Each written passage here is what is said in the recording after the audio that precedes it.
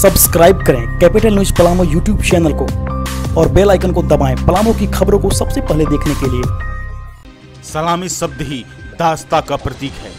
ये गंभीर आरोप मढ़ा है उस डाल्टनगंज चैम्बर ऑफ कॉमर्स ने, जिसने व्यवसायियों के हितों के लिए हमेशा कायरत और कटिबद्धता दिखलाई पड़ी, जिसने बहुमत की सरकार बनाने में अप्रत्यक्ष तौर पर ही सही समर्थन देकर भाजपा की तीसरी सरकार तक बनवाई।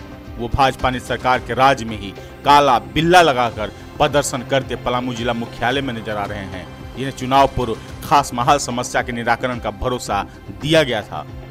मेदनगर के व्यवसायियों का संगठन डाल्टनगंज चैम्बर ऑफ कॉमर्स ने चरणबद्ध आंदोलन की नींव रख दी। उनकी माने तो 10% सलामी वो कतई नहीं देंगे। अपने जमीन का मालिकाना हक सरकार को नहीं बनने देंगे। मुख्य बाजार में घूम घूमकर चैम्बर के सदस्यों ने सरकार की नीतियों के खिलाफ खड़े होने की व्यवसायियों समेत आम जनमानस को अपील की। डाल्टनगंज चैम्बर ऑफ कॉमर्स के अध्यक्ष विनोद उदयपुरी की माने तो पहले जमींदारी प्रथा जिस तरह थी उसी तरह अब सरकारी प्रथा हो गई है, जिसका विरोध सिलसिलेवार होता रहेगा। जैसे जो भी शरीर का अभी शहर का एक दर निर्धारित किया है, जैसे इस रोड का 6 लाख 80 हज़ार रुपया, इसका उनको कहना है कि 10% आपको देना होगा सलामी के रूप में और तब 30 वर्षों के रिन्यू करेंगे। उसका 5% आपको रेंट देना होगा, जो कि बहुत ज़्यादा है। और सलामी वर्ड ही अपने आप में एक दास्ता का प्रतीक है, क्योंकि जब देश आज़ाद हुआ लैंड रिफॉर्म एक्ट बना, प्राइवेट ज़मींदारियाँ समाप्त हो गई। एक सरकार की ज़मींदारी थी जिसमें सरकार आज भी कहती है तो मेरा ज़मीन है, इस तरह तो ज़मींदार भी कहते थे मेरा ज़मीन है। तो वो समाप्त हुआ। लैंड रिफॉर्म एक्ट का ये खुला उल्लंघन है, सरकार के द्वारा किया जा रहा है और हमारी ज़मीन पर से हमें हक नहीं दिया जा रहा है। वहीं चैम्बर के महासचिव अमित आनंद की माने तो मोदी और रघुवर की सरकार तो आम आदमी की समस्या सुन रही है और समाधान भी कर रही है, मगर स्थानीय जनप्रतिनिधि जनता की आवाज उन तक नहीं पहुंचा पा रहे हैं। वो अपने ही सिस्टम को फलने फूलने की जुग्गत में दिन रात मगन है। साथ ही चेतावनी देते हुए कहा कि किसी की भी सरकार हो, गुलामी बर्दाश्त नहीं की जाएगी। इसके लिए सरकार से लड़ने के लिए चैम्बर तैयार है। मुख्यमंत्री ने तो निश्चित तौर पर आश्वासन दे दिया, लेकिन हमारे जनप्रतिनिधि को लोगों को अपना काम, अपना व्यवस्था, अपने सुविधा देखने से फुर्सत नहीं है।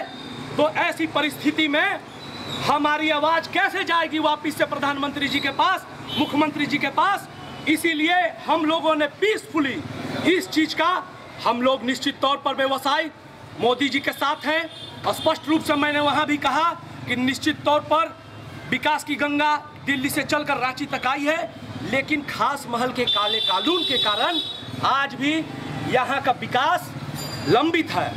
इसके लिए अगर फांसी पे भी लटकाया जाएगा मुझे, तो मैं लटकने के लिए तैयार हूँ। चाहे पार्टी हो, चाहे जनता हो, लोगों के साथ में खड़ा हूँ। और हमें वैसा नेता नहीं चाहिए जो सिर्फ चमचाई और बेलचाई करे अफसर का या बड़े नेताओं का।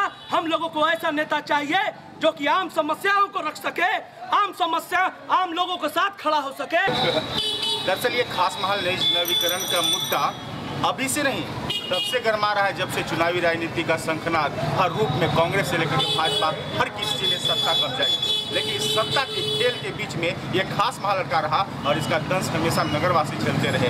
अब देखना है कि डाल्टनगंज चैम्बर ऑफ कॉमर्स का मोदी के प्रति भक्ति और इस भक्ति के बीच इनकी ही सरकार में ये समस्या 2-4 से दूर हो पाती है या फिर नगरवासी वही झेलते रहेंगे।